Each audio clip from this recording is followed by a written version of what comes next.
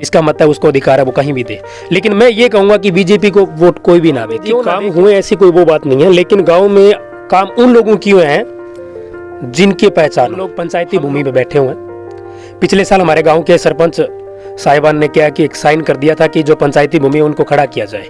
उस टाइम हमारे गरीब लोगों के समथिंग 15 दिन चूल्हे नहीं जले थे। चूल्हा टैक्स भी हम पे कर रहे हैं, चूल्हा टैक्स की पर्ची हमारे पास है, लेकिन उसके बावजूद भी हमें खड़ा किया जा रहा है। चूल्हा किसान लोग बैठे हैं और मैं ये मानता हूँ आने वाले 3 साल बाद में हमें जो राशन मिल रहा है हमारा वो भी काटा जाएगा। लोग भी हैं जो मतलब जाट समाज से बिलोंग करते हैं, उनको राशन मिलता है, लेकिन हम जो बीसी लोग हैं, एससी लोग हैं, उनको अभी राशन नहीं मिल रहा है। खुद सर्वे की थी जी लॉकडाउन के अंदर, मेरी ड्यूटी लगी थी। 350 लोगों की मैंने ऊपर मतलब लिस्ट बना करके भेजी थी, जिनमें से मात्र 50 लोगों को राशन मिला था। उज्ज्वला योजना चल रही है वो जी जी। तो क्या आपको उस योजना का नाम मिला है? देखो मैडम, 2014 से पहले सिलेंडर 350 रुपए था, उसमें सब्सिडी भी आया करती थी। लोगों की आई है, मेरी खुद की भी आई है। आज 2020 है, आज सिलेंडर 950 है, 950 रुपए ना सब्सिडी है। अभी पेट्रोल का दाम 105 रुपए है जी। उस टाइम 70 रुपए था। उस टाइम बीजेपी के नेता बोलते थे कि जो 70 रुपए पेट्रोल है, अगर आप बीजेपी सरकार लेके 35 रुपए मतलब पेट्रोल कर देंगे। जो विधायक है गोपाल जी कांडा से, उनसे एक पर्सन किया था, वो एक कांड हुआ था लड़की के ऊपर, तो उन्होंने जो उनके साथ जो कांडा जी गए उस लड़की के साथ उन्होंने दुर्व्यवहार किया। एबीपी न्यूज पे उनका लाइव चल रहा था, उनसे जब पर्सन किया कि आप पे ये केस है इतना ये, तो वो बीच में छोड़ करके भागे। अगर वो सही है तो फिर वो बीच में छोड़ के क्यों गए? मैडम मेरा नाम राजेंद्र कुमार है। गांव स्तर पे क्या क्या काम हुआ है पिछले समय में? गांव में जी काम हुए ऐसी कोई वो बात नहीं है, लेकिन गांव में काम उन लोगों की हुए हैं जिनकी पहचान हो। हम लोग पंचायती भूमि पे बैठे हुए हैं। पिछले साल हमारे गांव के सरपंच साहिबान ने क्या कि एक साइन कर दिया था कि जो पंचायती भूमि है उनको खड़ा किया जाए। उस टाइम हमारे गरीब लोगों के समथिंग 350 घर हैं जिनके साथ 15 दिन चूल्हे नहीं जले थे। बच्चों के पेरेंट्स के ये मन में था कि कब हमारे मकान फूट जाए और कब हमें घर से बेघर कर दिया जाए। ऐसा माहौल हो गया था। कुछ पार्टियां बन गई थी भी, इनको खड़ा करें, कुछ कह रहे थे इनको नहीं खड़ा करना है। मेरे दादाश्री सन 1965 में गाँव पोड़का में आए थे। उस टाइम सूरजाराम बाना जी मतलब पंचायत के सरपंच हुआ करते थे। उन्होंने गांव में बिठाया था और भट्ठे चढ़ाया करते थे। उस टाइम भट्ठे चढ़ाया करते थे, उसे मेरे दादाश्री ने रामदेव जी का मंदिर है, गुरुद्वारा है और स्कूल है, ईंटें दी थी भी मैं इस गांव में आया हूँ तो मैं अपनी तरफ से ये दान कर रहा हूँ। आपने मुझे गांव में बिठाया है, लेकिन उसका कुछ नहीं है। आज हमारे यहाँ इस वार्ड एक नंबर में जो ये पंचायती भूमि में बैठे हम सभी के सभी, सड़कें पक्की है, खंभे लगे हुए हैं, पाइपलाइन बिछी हुई है, लेकिन उसके बावजूद भी हमें खड़ा किया जा रहा है। चूल्हा टैक्स भी हम पे कर रहे हैं, चूल्हा टैक्स की पर्ची हमारे पास है, तो फिर हमें खड़ा क्यों किया जा रहा है? हमें इस चीज़ का वो नहीं है। अभी राजनीति का मैटर चल रहा है, हमारे यहाँ विधानसभा के चुनाव है। विधानसभा के चुनाव में क्या कि पार्टियां चलो अलग अलग है, लोगों की वो जिसका मत है उसको अधिकार है वो कहीं भी दे। लेकिन मैं ये कहूँगा कि बीजेपी को वोट कोई भी ना दे। क्यों ना दे? क्योंकि इस सरकार ने हमारा बहुत ज़्यादा नुकसान किया है। अभी बीजेपी कुछ मेंबर हमारे गांव से आ रहे हैं कि आप ऐसे करो, साइन कर दो और हम आपको यहाँ जो है ये पंचायती भूमि बैठे हम आपका पक्का करवा देंगे। मैं पूछने वाला हूँ, जिस पिछले साल भी तो बीजेपी सरकार ही थी।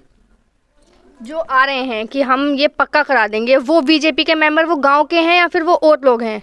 वो मैडम गाँव को ही हैं।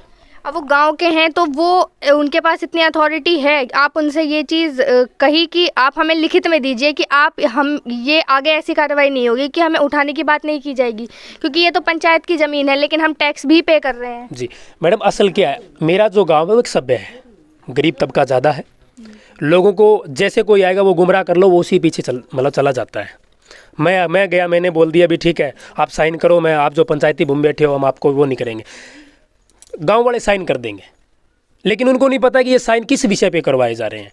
कोई उनके पास लेटर नहीं है, कोई अथॉरिटी नहीं है, फिर भी वो लोगों के घरों में जा करके बोलो हम बीजेपी सरकार लेके आएंगे, ये वो उनके हाथ में नहीं है। अगर उनके हाथ में तो वो कुछ भी कर सकते हैं। अभी पीछे 1 साल से हमारे किसान लोग बैठे हैं और मैं ये मानता हूँ आने वाले 3 साल बाद में हमें जो राशन मिल रहा है हमारा वो भी काटा जाएगा। गाँव में ऐसे लोग भी हैं जो मतलब जाट समाज से बिलोंग करते हैं, उनको राशन मिलता है, लेकिन हम जो बीसी लोग हैं, एससी लोग हैं, उनको अभी राशन नहीं मिल रहा है। पता नहीं रीज़न क्या है। इसमें भी कोई राजनीति है, मेनली राजनीति ही है इसमें। अभी नहीं मिल रहा है कि ये लॉकडाउन के टाइम से पहले से जो कुछ भी योजना के तहत राशन मिला था या कुछ तब से ही नहीं? मैंने खुद सर्वे की थी जी लॉकडाउन के अंदर, मेरी ड्यूटी लगी थी। पटवारी साहिबान ने मेरी ड्यूटी लगाई थी कि आप गाँव में सर्वे करो कि जो लोग अबव पॉवर्टी लाइन से नीचे जो आ रहे हैं, जिनको राशन नहीं मिल रहा है राशन को कार्ड के अकॉर्डिंग, और जो ऐसे लोग हैं जो मतलब कमा करके नहीं खा सकते हैं, मैंने सर्वे किया था। 350 लोगों की मैंने ऊपर मतलब लिस्ट बना करके भेजी थी, जिनमें से मात्र 50 लोगों को राशन मिला था। मेरे खुद के परिवार के मेरे 5 मेंबरों की भेजी थी, क्योंकि हम मेरे जो ताऊ जी हैं, चाचा जी हैं या मेरे भाई साहब वो ईंटें निकालते हैं, अब उनको राशन, वो अब उनका काम बिल्कुल ठप हो गया था, तो वो राशन कहाँ से लाएंगे? उनको कोई राशन नहीं मिला था। कांग्रेस की सरकार थी तब मेरा राशन कार्ड था। सर बैठ जाइए। उस टाइम कोई राशन नहीं मिला था जी। ठीक है जी, मैंने राशन खूब, मेरा राशन कार्ड जो है मैंने खुद मतलब भाग दौड़ करके मैंने अपना राशन बनवाया है जी। और ये जो राशन काटे गए हैं ये जी 2014-15 के अंदर काटे गए, जब बीजेपी सरकार आई थी। उस टाइम उन्होंने एक सर्वे किया था, सर्वे के अकॉर्डिंग लोगों के राशन काट दिए थे। मैं ये नहीं कहूँगा कांग्रेस ने काटे हैं बीजेपी ने काटे हैं, लेकिन सर्वे 2015 में हुआ था। उस टाइम बीजेपी की सरकार थी। उस टाइम हमारे लगभग समथिंग 3 परिवारों को राशन मिला, जिनमें 2 परिवार के राशन काट दिए गए थे। अच्छा, जैसे कई योजनाएं चलाई। हाँ जी, योजना के तहत काटे गए थे या उन्होंने किस मतलब विश्लेषण के आधार पे काटा था, उन्होंने वो राशन काटे थे। जैसे उज्ज्वला योजना चल रही है वो जी, जी। सिलेंडर की, तो क्या आपको उस योजना का लाभ मिला है? देखो मैडम, 2014 से पहले सिलेंडर 350 रुपये था, उसमें सब्सिडी भी आया करती थी। लोगों की आई है, मेरी खुद की भी आई है। आज 2020 है, आज सिलेंडर 950 है, 950 रुपये ना सब्सिडी आ रही है। अभी शायद मेरे हिसाब से 1-1.5 महीने बाद में फिर ये सिलेंडर 50 रुपये बढ़ेगा।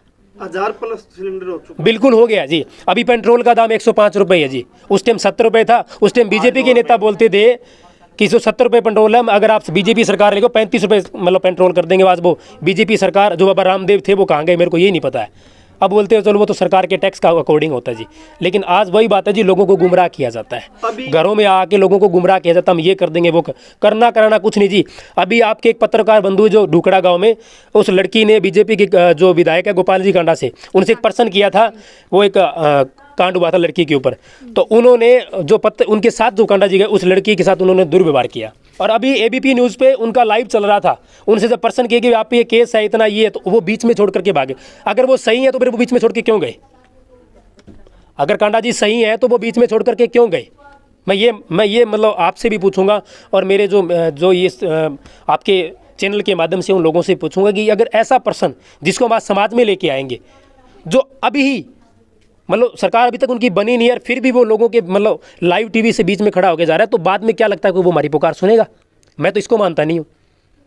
देखो जी, मैं किसी से ये नहीं कहूँगा बीजेपी डालो कांग्रेस को डालो, पर मैं ये कुछ समाज के अंदर जो हमारे सामाजिक लोग हैं उनके साथ मतभेद ना हो, वो आपस में गाँव में जो भाईचारा बना वो ना बिगाड़े इन पार्टियों के पीछे, क्योंकि ये चंद दिनों के लिए, उसके बाद में ये कहीं नहीं कुछ नहीं दिखाई देगा, फिर हमारे गाँव के लोग ही हमें काम आएंगे।